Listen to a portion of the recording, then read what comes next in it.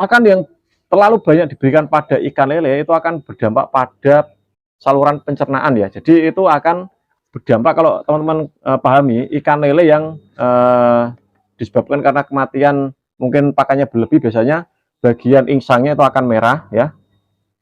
Bagian kanan dan kiri itu akan merah, dan bagian perutnya dia akan membuncit ya, membuncit, ataupun dia akan ada pakan yang mungkin sulit untuk cerna untuk ikan lele tersebut ya, karena pakannya sudah terlalu penuh ya. Bismillahirrahmanirrahim. Assalamualaikum warahmatullahi wabarakatuh. Jumpa lagi dengan saya di channel RDM Lele Tumbuh Farm.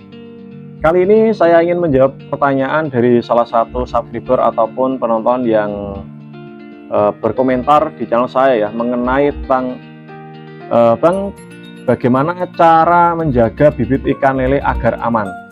Nah, yang pertanyaan yang kedua adalah Bang, bagaimana sih cara agar ikan lele ketika kita baru tebar itu supaya tidak berantem? Nah, dua pertanyaan ini sangat penting sekali saya bahas, mengingat banyak sekali dari teman-teman yang baru belajar budidaya ikan lele, mereka mengalami hal-hal tadi ya, yang mungkin ditanyakan oleh teman kita tadi ya. Yang pertama adalah, yang saya ingin jawab adalah cara menjaga bibit ikan lele agar aman, supaya tidak sakit ataupun terjadi kematian dini ketika awal tebar. Nah, yang pertama yang harus teman-teman perhatikan adalah ketika teman-teman budidaya ikan lele, teman-teman supaya bibitnya aman, teman-teman jangan lakukan proses pergantian air terlalu sering ya, atau mengganti air terlalu sering. Karena mengganti air terlalu sering itu justru akan membuat ikan mudah stres, bahkan terjadi kematian. Nah, bukannya ikan lele kalau airnya jernih itu akan bagus Bang. Nah, ikan lele kalau airnya jernih itu bagus teman-teman ya. Cuma kalau teman-teman sering membuang air dan memasukkan air secara tiba-tiba, itu akan mengubah air secara drastis ya. Itu akan membuat ikan lele tersebut itu akan stres ataupun sakit. Berbeda kalau teman-teman metodenya adalah dikocor ya. Teman-teman menambahkan air ke media galon seperti selang ya, lalu bagian sininya itu dilubangi. Seperti punya saya ini, saya kasih lubangan ya teman. Jadi kalau airnya kotor, saya kasih tambahkan air di bagian atasnya ya, seperti itu. Nah, yang kedua, supaya ikan kita itu aman dan tidak stres ataupun sakit, yang harus teman-teman lakukan adalah berikan pakan secukupnya pada ikan lele teman ya. Jadi jangan terlalu memberikan pakan berlebihan pada ikan yang kita budidayakan di media galon. Karena apa sebabnya saya melarang teman-teman untuk memberikan pakan terlalu kebanyakan. Pakan yang terlalu banyak diberikan pada ikan lele itu akan berdampak pada saluran pencernaan ya. Jadi itu akan berdampak, kalau teman-teman pahami, ikan lele yang disebabkan karena kematian mungkin pakannya berlebih, biasanya bagian insangnya itu akan merah ya. Bagian kanan dan kiri itu akan merah, dan bagian perutnya dia akan membuncit ya, membuncit, ataupun dia akan ada pakan yang mungkin sulit untuk dicerna untuk ikan lele tersebut ya, karena pakannya sudah terlalu penuh ya, dan itu akan merusak saluran pencernaan ikan lele tersebut teman ya. Nah, yang ketiga ini juga sangat mempengaruhi mengenai tentang ikan lele ya teman ya. Jadi untuk teman-teman jangan memberikan pakan yang tidak sesuai pada ikan kalian teman-teman ya. Karena pakan yang tidak sesuai juga akan berdampak pada ikan lele. Kalau teman-teman ingin ikan lelenya aman ya, tidak sakit atau stres, berikan pakan yang semestinya saja. Berikan cukup pakan pelet ya, kalau kita budidaya ikan lele di media galon. Berbeda kalau teman-teman budidaya ikan lele dengan skala besar di kolam terpal, kolam beton, ataupun kolam tanah. Teman-teman bisa memberikan pakan alternatif yang mungkin untuk selingan lah istilahnya ya, itu akan aman. Kalau teman-teman semua memberikan pakan alternatif di media galon, besar kemungkinan biasanya ikan akan pertama, pertumbuhannya akan lama. Yang kedua, dia akan mudah sakit ataupun stres karena mungkin lingkungan yang akan bercampur dengan yang nanti mengandung apa itu tidak tahu ya. Kalau mungkin amonia tinggi, maka ikan akan menggantung. Kalau mungkin proses pencernaannya itu lama, ikan besar kemungkinan juga akan mengalami kematian. Dikarenakan pakan yang tidak sesuai anjuran tadi teman ya. Berikan pakan pelet.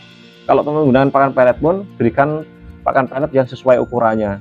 Ada pakan pelet PF 500, PF 1000, min 1, min 2 dan seterusnya. Kalau rekomendasi dari saya, pakan yang bagus adalah yang pertama PF 1000 ya, atau PF 500 untuk awal tebar dari 1 sampai 2 minggu. Setelah 2 sampai 1 bulan teman-teman berikan pakan PF 1000, lalu 1 bulan ke belakang teman-teman berikan min 1, dan untuk usia 2 bulan teman-teman kasihlah min 2.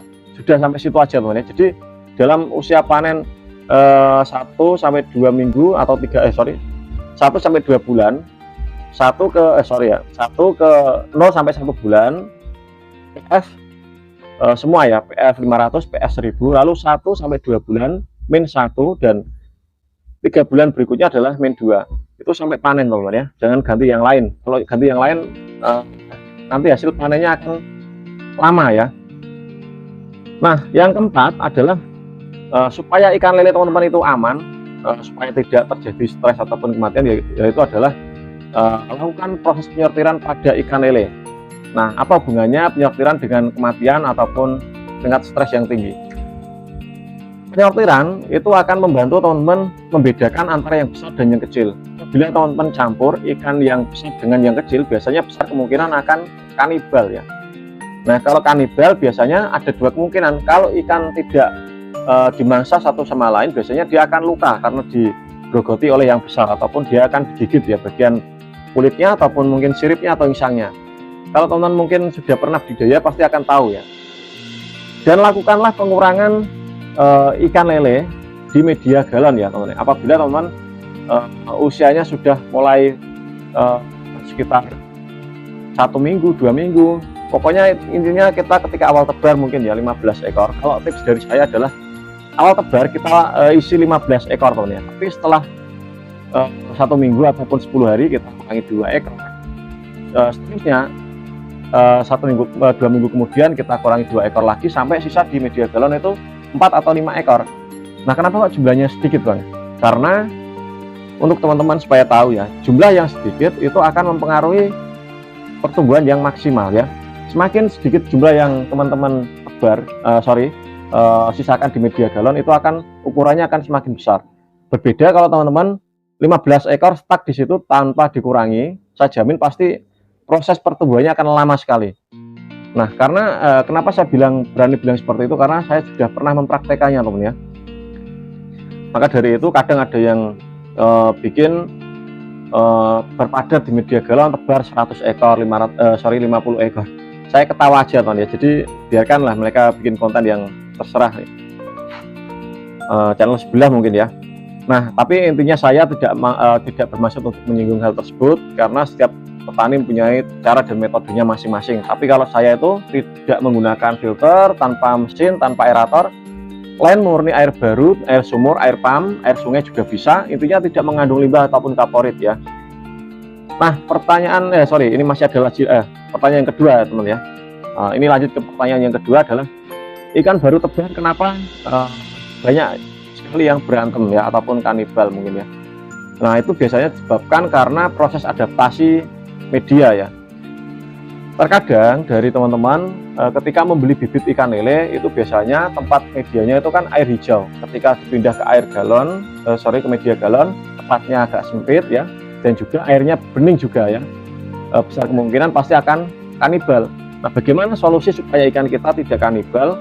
Caranya adalah kita siapkan pakan yang sesuai dengan ukuran tersebut ya, atau sesuai kebutuhan ikan tersebut. Misal contoh PF ataupun min 1 ya. Kita ambil sedikit dan kita rendam dengan air ya. Cukup kita basahin saja.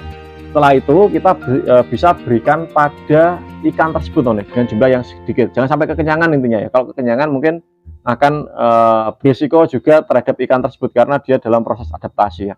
Berikan pakan dengan jumlah yang sedikit supaya menekan angka kanibalisme ya. Nah, selain dari kita memberikan pakan ya, teman-teman, supaya ikan lelenya itu mungkin tidak mati ataupun tidak terjadi berantem, tempatkan media tersebut itu di tempat yang teduh dan tidak terganggu ya. Ataupun tidak terganggu adalah mungkin tidak terkena sandungan kaki ataupun terkena tangan lah istilahnya, ataupun tidak terketuk ya. Biasanya kalau ikan medianya itu sering digetok gini ya, itu biasanya ikan akan stres. Kalau ditempatkan di tempat yang panas mungkin ikan akan mati secara cepat ya, dalam 1 hari mungkin bisa mati semua, karena suhu ekstrim ataupun tingkat panas yang tinggi. Karena medianya transparan, ikan akan mudah overheat ya medianya ataupun kepanasan. Nah, sekian video yang saya sampaikan, semoga video ini bermanfaat untuk teman-teman, dan apabila ada suatu kesalahan dalam penyampaian saya mohon maaf yang sebesar-besarnya kepada teman-teman semua ya, dan sobat petani ikan lele. Semoga teman-teman yang baru memulai dalam budidaya ikan lele dalam galon semoga berhasil ya, dan apabila teman-teman ada pertanyaan silahkan tanyakan di kolom komentar, nanti saya akan jawab atau saya jelaskan melalui video ataupun cara jawab melalui komentar ya. Apabila saya belum membacanya mungkin ya terselip ya, saya mohon maaf yang sebesar-besarnya. Dan untuk teman-teman, kalau teman-teman ingin praktek ataupun budidaya ikan lele di media galon, praktekkan dulu, barulah teman-teman bisa tahu hasilnya. Jangan berkomentar negatif apabila teman-teman belum mempraktekkan sesuai apa yang saya anjurkan. Oke, terima kasih. Jumpa lagi di video selanjutnya.